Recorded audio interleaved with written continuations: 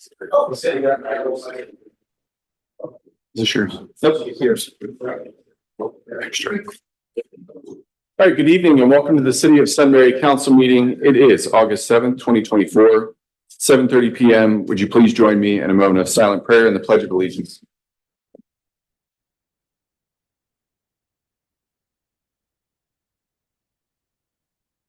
Yeah. And Pledge allegiance to the flag of the United States of America and to the republic for which it stands, one nation, under God, indivisible, with liberty and justice for all.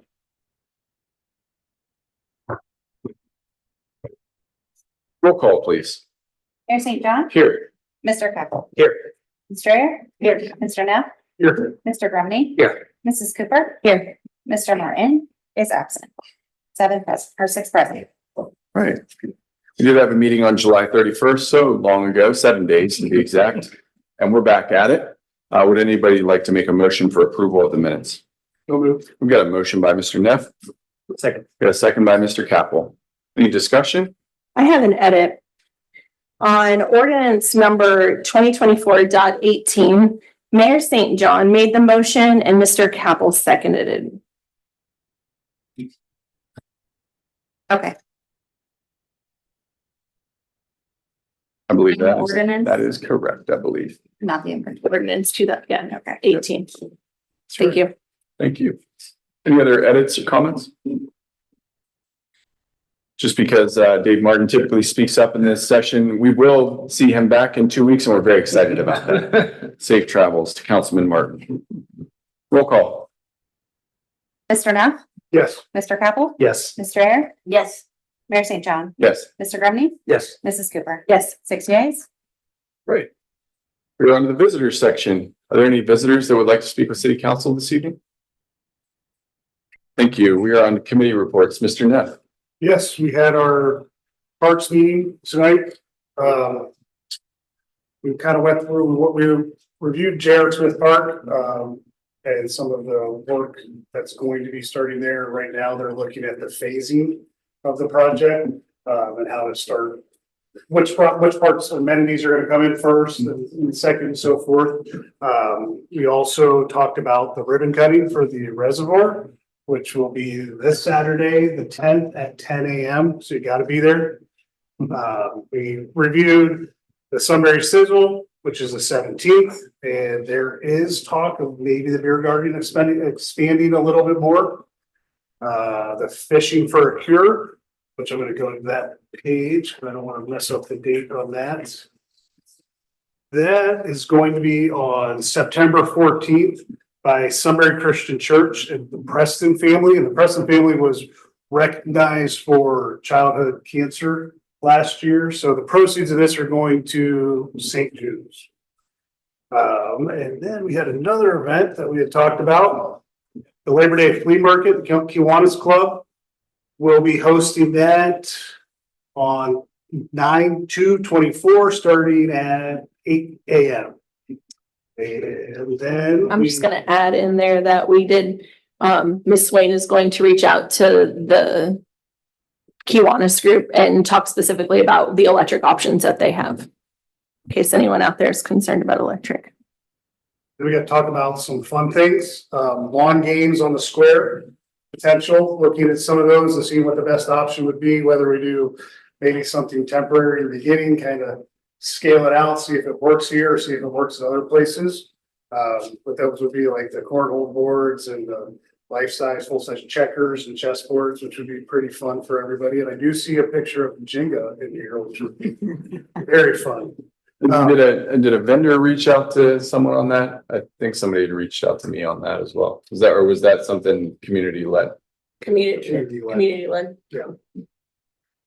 We talked a little bit about Storybook Trail, which is a great idea, and how we were starting to reach out to find out the signs and the pricing for, and reaching out to the library to maybe make it so it's an alternating storybook where every 3 or 4 months or seasonal, where it can change the story and still keeping the undertone of the possible trees being carved out to be for our fallen heroes in the memorial there.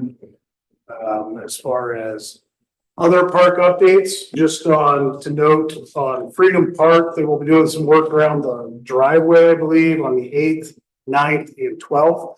It'll still be open, but it may have a little bit of trouble accessing the park. We did talk about the reservoirs. Town Square, the movies on the square were canceled last Saturday due to weather and they're rescheduled for this coming Saturday. Yeah, we want to correct that. Actually, it was held last Saturday. Canceled Friday. and held on Yeah. Saturday. There was no date on that. So, a little behind on that. Other than that, I think we've got it all covered. Great, thank you, Mr. Neff. Mrs. Cooper, Nothing tonight. Mr. Capel. Yeah, we had a jam-packed services committee meeting prior to this one. Started off by with Mr. Hennessy introducing us to Carla Labrowski, our new Director of Planning and Engineering.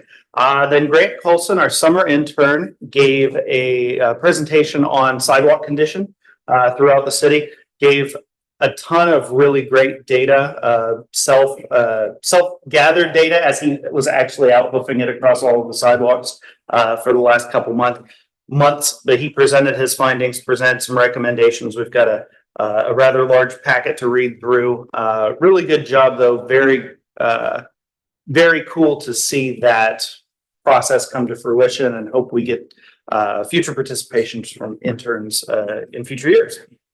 Mr. White had presented on the Walnut Street Stabilization Project. Those of you who were on Services Committee last year probably remember this. It's basically like nailing the hillside back together again so that the road can be on top of it. It's a really neat project. We're looking to advertise at the beginning of September, award the contractor hopefully at the beginning of October, and begin work soon after that. This is a very specialty kind of niche line of work, so you have to get a specialty contractor to do it. So I'm not sure how easy that's going to be to do, but that's the plan. Some of the other kind of rapid fire updates here. Sunbury Estates trees, we're finally going to see trees removed this fall with a plan to work with an arborist for potential replacements. 2024 streets program is going right now. Thursday, Friday, Saturday of this week, they're going to be doing milling. There's the street closures and detours are already marked. I know I've seen some of the street signs up notifying the public of that already. Cherry Street in particular is going to have a closed section. North Miller Drive is getting asphalt Saturday and Monday. They're going to be doing striping at night next week in order to make the completion contracted deadline of the 14th so that the roads are open for school. And then the wastewater treatment plant, looking to have recommendations on bids in mid-September. So we'll be moving forward with that project as well. So that's all I've got. Thank you, Mr. Capel. Mr. Grumney, nothing to report. Mrs. Dreyer. No, nothing to report at this time. All right, we are on to the police report. Deputy Chief Wade. Good evening, Mayor. Good evening, Council. The police department has our police report has the list on where things are, where they stand. Everybody's excited to get in. It's coming to this final phase, going through approvals, finding this, finding that needs tweaked and fixed, a couple things here and there. It's all listed there. The police administration, we're looking at researching in the research phase for municipal lease programs for our aging fleet of vehicles. What we've noticed is everybody else has, and being in our good stewardship of the tax dollar, is trying to get the best and the most for the least cost. You find the inflation cost in repair in the vehicle, the increase is happening, and we're just trying to research some other things out there. It's an interesting concept. We will obviously be bringing more findings forward as we develop that and can get more information from GM, Crown. There's Enterprise, Ally, several that do it. It's just an interesting concept. Our school resource officers, school's getting ready to start back up. Officer Maya Belcher is our new SRO. She'll be taking over the intermediate and GRE. She's coming back from a maternity leave. So she'll be integrating into the school, getting her office set up and working between maternity leave and coming back. So she's excited for that. We're excited to see another SRO in the schools. And then the mayor's court citations for the second quarter was just some update information we wanted to pass along as far as the data, and it's there in the report. And if you have any questions, I'll answer. On the leasing of vehicles. So it says here the equipment outfitting. So if you lease them, are they already outfitted or? Yeah, Really? it's different. There's different options. Again, I just wanted to kind of just let everybody know we're researching it. And the intent is just to try to find the cost was going up in the upfitting. The cost is going up in the maintenance of the vehicles that are aging. And then the vehicle itself. So yes, you can get them without upfitting. You can get them with upfitting. There's so many different options out there that I'm learning. I had spoke with the mayor briefly for his area of expertise and was guided to a couple of directions, and it's been eventful. It's kind of time consuming, waiting for phone calls back and stuff. But again, we're in the research phase. I hope to have more detail and we can present it where it's fitted as we move forward. You mentioned the aging fleet. Is there any kind of guideline on how long or how many miles or how much wear you can put on a police vehicle, or is it basically drive it till the wheels fall off? So insurance costs, you can face some issues there. That's kind of expanded because the 100,000 mile mark is kind of a unique thing nowadays. However, the depreciation of the vehicle is, I think, 5 years. So you're looking at, a police vehicle idle time equals miles. Sometimes city municipal police department vehicles have a lot of idle time. And everybody does inquire, why does the vehicle idle all the time? Well, you have electronic vehicle and computers and, a lot of equipment in there that you can't shut off and leave that up and running. Otherwise the vehicle dies. So there's some different concepts out there that we're looking at, just to try to see what the competitive market can bring to us. There's two things I wanted to mention on this topic. One, we're moving to GAAP accounting next year, so that we'll start to incorporate depreciation schedules for assets. I don't know how many of you as individuals are buying a car and saying, you know what, like I have the asset now and now I'm like depreciating over 5 years. I don't do it like that. But when I just look at our fleet of vehicles, I mean, and the checks I'm signing to repair vehicles that have nearly 100,000 miles on it, and we're paying $6,000 a pop to replace a refrigerant line because they had to pull the motor out. That's where I said, like, Deputy Chief, go look at other options, because this makes no sense. We're paying just as much to keep the cars afloat as the car is worth. So we're evaluating options. It may not be the right fit, but I mean, I think early indications are there's a business case to be made, especially as we convert to GAAP accounting, and it's going to be pretty clear in terms of what do we pay every year? Do we know we have a safe, reliable vehicle that's under, warranty the entire time we drive it? Or do we drive it till the wheels fall off and pay the cost for these ad hoc events? The only thing I'll add to that is, like, for instance, one of them that we've been able to receive some information is a unique way of servicing the vehicle. They will actually bring the maintenance team here for repairs that need to be done that they can do on site. Instead of us trying to get the police vehicle, the firearms removed, relayed to the location. So that's also incorporated.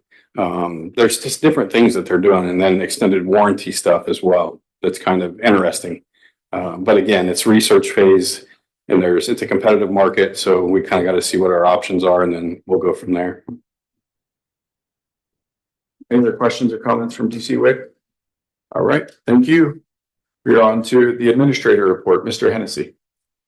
All right, well, all the items that are in my report we've talked about, so I'm not going to repeat those unless anybody's got any specific questions. I did just want to, if I could, maybe add to a comment that Mr. Neff had raised regarding Sizzle and Sounds. He had indicated that the beer garden is proposed for an expansion, and I know there are some safety concerns about that. So I will commit to following up with both police and fire regarding that.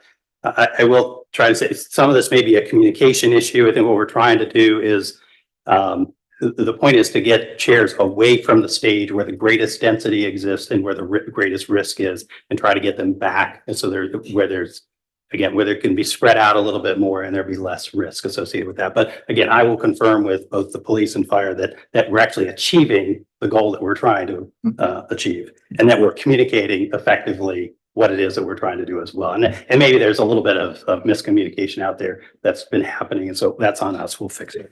Darryl, quick question on Yeah. that. So there was talks at one point about people being able to bring their own chair. Is That's is that what you're I talking think about? yeah, like I said, I'll commit to making sure that both our police and fire are comfortable with that strategy. Yeah. And that we're communicating what it is that is intended. It's not that you can bring a chair and sit anywhere and sit up near the stage where all of the, a lot of people are located. The goal is again to kind of move people back away from the stage that wanted to sit and just be able to spread out a little bit more so that it was a safer environment. Like I said, I'll Yeah. confirm that we're going to achieve that goal. If we don't achieve that goal, then we'll make some adjustments for sure. I have concerns about bringing chairs into the beer garden and folks sitting. So, I mean, on record, first of all, I knew this concept was being discussed. I talked to the chief, deputy chief. I think I talked to the fire chief at one point about those concerns. These are in-person conversations about a month ago. I knew we were expanding the area of potential for the beer garden. I do have concerns that there's not a lot of lighting in the area that we did expand. And they're talking about putting the beer dispensary there. There's also topographic, there's curbs that are in the way. I'm all for like accommodating a larger amount of space. What concerns me is as people, my definition of bringing in a chair, are people going to be bringing in coolers that double as chairs, or what are those things called, hammock chairs, rocker chairs? And if we do have an emergency, that is another impediment that is going to prevent from getting somebody out of the beer garden, right? Somebody, ingress, egress. And I know I'm going on a tangent here, but I thought I had made it clear through the police, like that is a concern. And I think we need to vet that fully. When I saw the post on Facebook today, like, hey, new seating coming in, more or less inside the beer garden, that's a concern for me. I think another concern was somebody saying, somebody's going to sit in a chair all day and have beers delivered to them. Yeah, and I know that has definitely been another issue. We will, like I said, I'll work with the event organizers and with the safety folks to make sure that, yes, we're addressing. And I just, one last word, I agree with the mayor. And I think it's just one more thing that workers working the beer garden have to worry about, have to think about, have to be concerned about managing. And, I'm not sure if the beer garden is meant to be something you're there for 8 hours straight, need a chair, or is it something that you go and mingle for a little bit and then move on? I don't know. If you're there to watch a band, come outside the beer garden. If you want a chair, sit down, enjoy. If you want to socialize with a beer, go stand with your friends and have a beer. But the last thing I'll say is that like the drone footage from last year at peak time, that beer garden from front to back was packed. It was. And we're not expanding it so much that you can say same amount of people with chairs are going to be able to fit effectively, even if you quarantine off a 40 by 40 area. I think it'll cause more issues in my opinion. Okay, Thank you. Thank you. That's it. All right. Thank you very much. All right. We're on to the engineer's report. Mr. Whited. Thank you, Mayor. In your packet is a report. You'll notice at the back of that packet is included an updated map of the project areas in the city, similar to the one I had done for you, Mayor, early on. I assume it's in there. It does. It's hard to read at the scale it's at. If you would like me to print larger copies or email it so you can do that yourself, I'd be happy to do that. I did that primarily for Ms. Oderbrowski so that she would have some view of what's going on in the city and be able to easily reference things, but also for the council. And Carl, this is a great council to work with, but the mayor, you gotta watch him. That's right. He'll have you raise your hand and swear in about different things. Sorry, Mayor, I just had to get a dig in. Fair. And you'll love Carla. She is awesome. So I'll just go over a few things on the item. As Mr. Capel mentioned, the Walnut Street project is advancing. It is nearly 100% designed, and we hope we will put that out to bid in September. And hope to start construction on that shortly thereafter. It is a pretty cool project. It's pretty unique, and I'm happy to be involved with it. And as Mr. Hennessy mentioned, the wastewater treatment plant was out to bid today. The bid opening date is September 9. I will say on projects of that magnitude, often that bid date will slide a few days because there's a lot of requests for information, and sometimes there's a need to extend the timing just a little bit, which is to the city's benefit to do that for the benefit of getting good bids and good contractors. But that as of today, the bid opening date is September 9, and really looking forward to seeing that one come to fruition. The traffic calming plan, I hope that will also come to be out to, well, I won't go to bid. We've got a contractor selected, but hopefully we'll be able to start on that relatively soon. So long as you're accepting of that contractor and the work scope.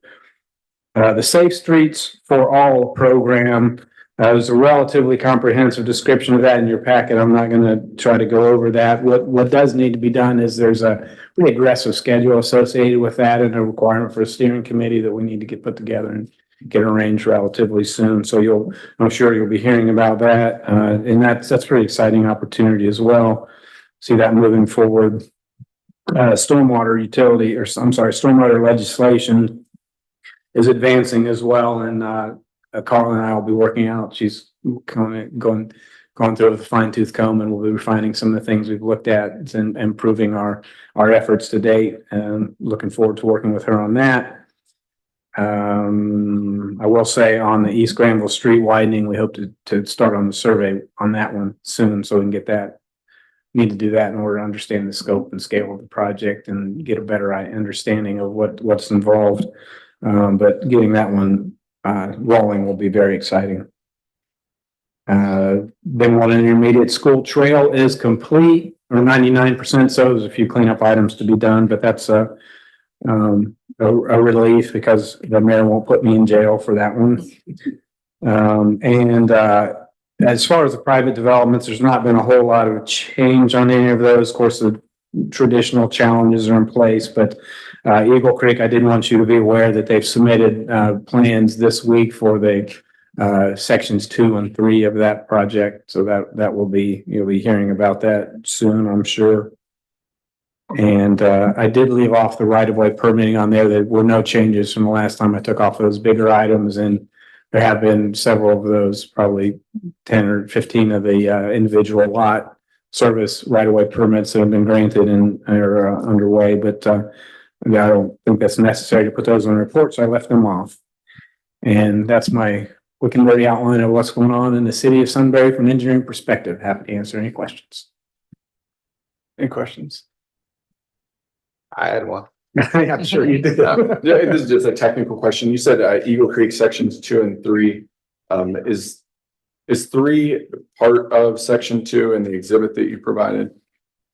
This map. That section there is a part that they talked about on the south. There's not a whole lot of accuracy at the level of scale it's on there. The answer is no. It is included in those properties, but it's not sectioned out. Okay.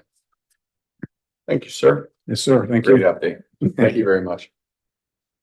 All right, we are on to resolutions. Third reading, resolution number 2024.12, a resolution approving the expansion of the Sunbury New Community Authority District to include the Eagle Creek development.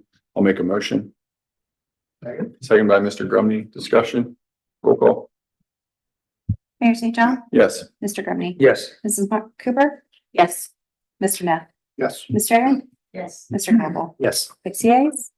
All right, no second readings. We do have a first reading, resolution number 2024.13, a resolution supporting implementation of safe transportation system to eliminate roadway facilities and serious injuries, and to complete a roadway safety action plan as part of the Safe Streets and Roads for All grant from the Federal Highway Administration. First reading. We are on to ordinances. This is a third reading, ordinance number 2024.19. An ordinance providing for the employment of a director of law. And we are looking for a motion. So moved. We've got a motion by Mr. Capel. Second by Mr. Neff. Any discussion? Come on, somebody's got to say. Can't let this slide. This is a once every 3-year thing. Dave, we're so glad you're here. You've been a great director of law. Thank you for mitigating our risk, being easy to talk to, which some lawyers aren't, I'll be honest. And you're one that we can all relate to and come to for wise counsel. So thank you very much. Thank you. Yes, sir. Roll call. Mr. Capel? Yes. Mr. Neff? Yes. Mrs. Cooper? Yes. Mr. Grumney? Yes. Mayor St. John? Yes. Mr. Ayer? Yes. 6 yeas. All right, we have a third reading for ordinance number 2024.12, an ordinance authorizing the expansion of the city's community reinvestment area number 041-75602-01 and amending city resolution number 2006-04 and declaring an emergency. We're looking for an emergency on this motion. Anybody like to make a motion? Motion on the emergency? Got a motion by Mr. Grumney on the emergency. Second. Got a second by Mr. Capel. Discussion. Roll call. Mr. Grumney? Yes. Mr. Capel? Yes. Mr. Ayer? Yes. Mayor St. John? Yes. Mr. Neff? Yes. Mrs. Cooper? Yes. 6 yeas. All right, we're looking for a motion. I'll make the motion on the ordinance number 2024.12. Second? Second by Mr. Capel. Discussion. Roll call. Mayor St. John? Yes. Mr. Capel? Yes. Mr. Ayer? Yes. Mr. Neff? Yes. Mr. Grumney? Yes. Mrs. Cooper? Yes. 6 yeas. All right, we have a second reading, ordinance number 2024.01.02, second amended. An ordinance amending the 2024 annual appropriations. We have a first reading, ordinance number 2024.20, an ordinance consenting to the Ohio Department of Transportation resurfacing and pavement repair project along US 71 within the city of Sunbury.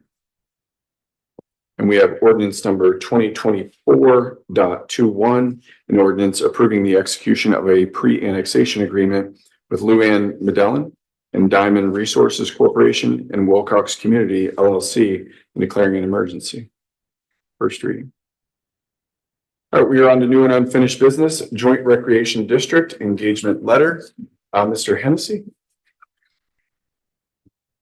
Yeah, so we've been talking about a joint recreation district here for a few months now. One of the things we had done is we've done the outreach to some neighboring jurisdictions.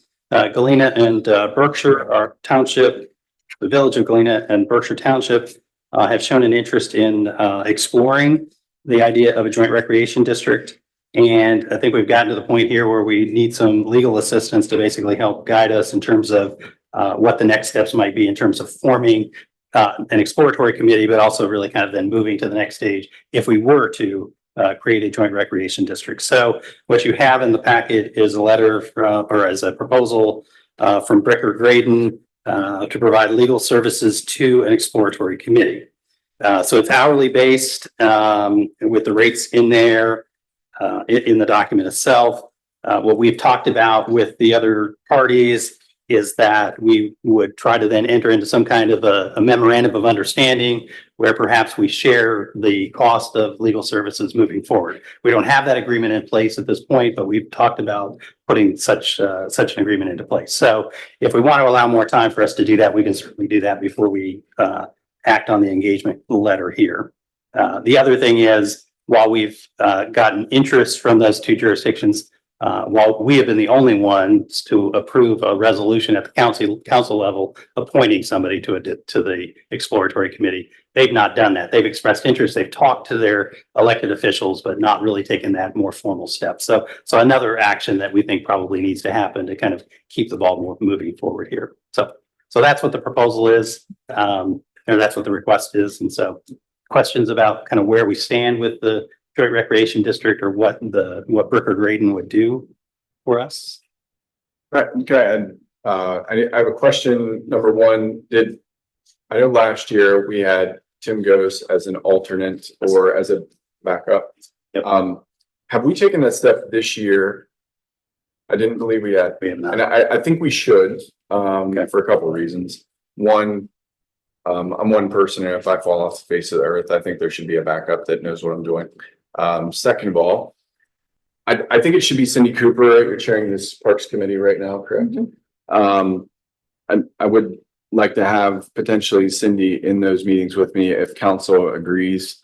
And I think that would take a motion. to do that. The last point I would make is what doesn't scare me about this agreement are a couple of things. One, I've worked with Becky Princehorn, and many of us have on our charter writing process. She's trusted. She does work all over the community. She's a public servant in her own community. I think she's been an attorney for 30 or 40 years, many, many years. Has a great temperament for this type of work. I think they're the best choice.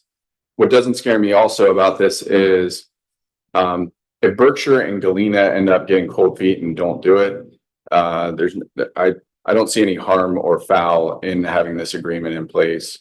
I know it talks about forming a JRD, but more or less like they could help us do whatever we wanted with parks as well. And we aren't obligated to go and spend money with them. So I mean, if it sits dormant on the shelf, there's no risk. If Berkshire and Galena, which I think they will, go to form this joint recreation district with us, and we come up with a cost sharing agreement, something like a pro rata percentage based on population or some formula, then we've got this agreement in place and we can hit the ground running. We've been spinning our wheels a little bit, and this agreement is specific to Sunbury. And if there's anybody that's uncomfortable with this agreement in Sunbury taking the lead, which when I initially read this, I was like, I wish it was all three of us. We are taking the lead. I mean, Sunbury is taking the lead on reaching out to our communities, trying to get stakeholder buy-in. I think it's only right that it's our name on the agreement.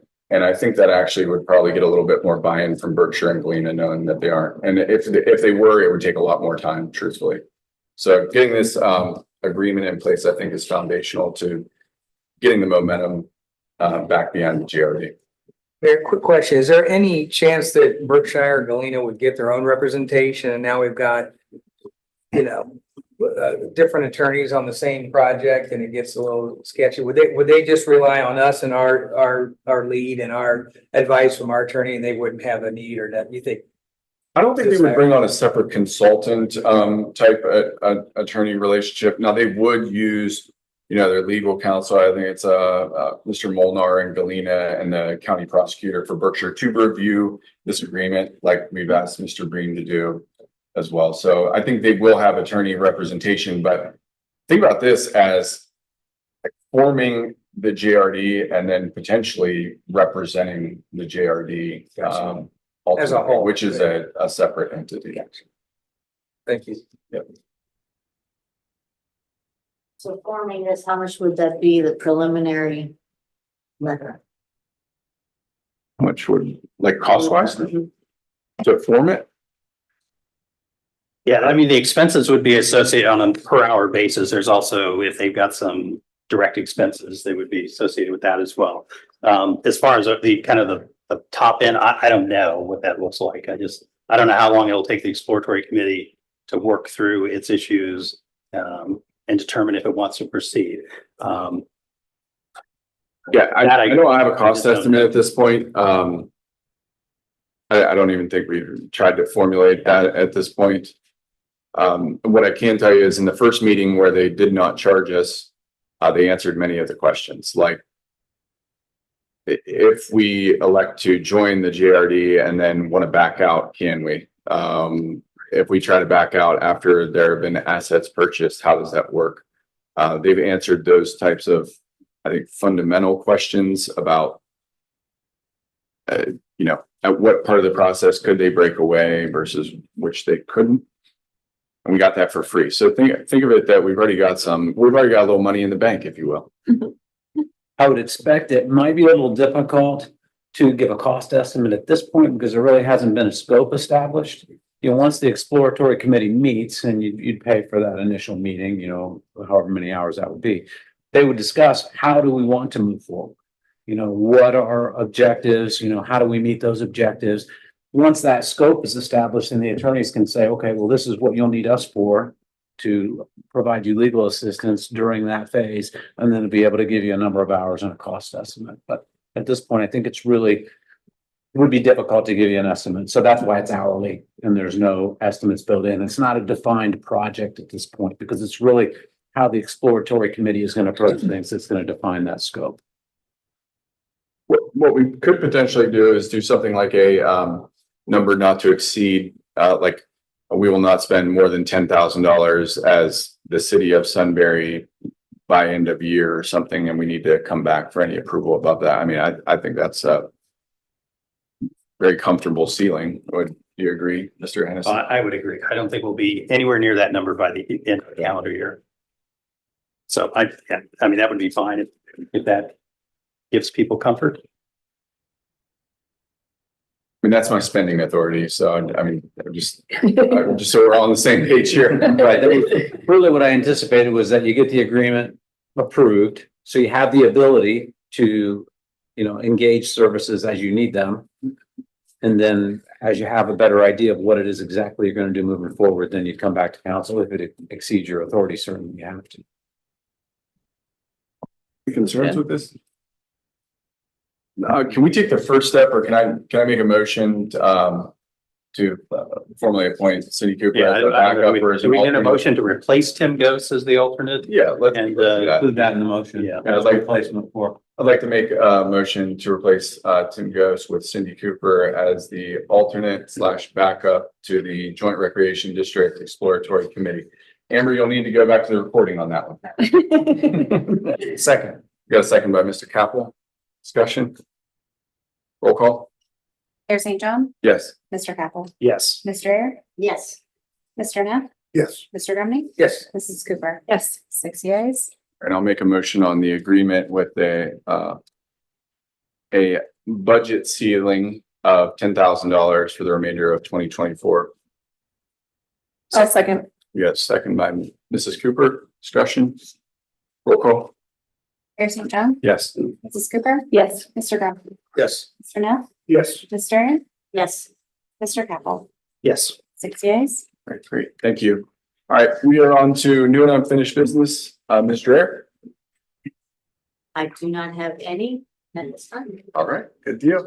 Why? All right, nothing here. Just a plug for the ribbon cutting at the reservoir this Sunday, and a big thank you to our services department who's been out there prepping it and making sure it's all nice and everything is ready to go, look good for our residents. That's awesome. For clarification, is that Sunday or Saturday? Saturday, the 10th at Saturday. 10, Okay.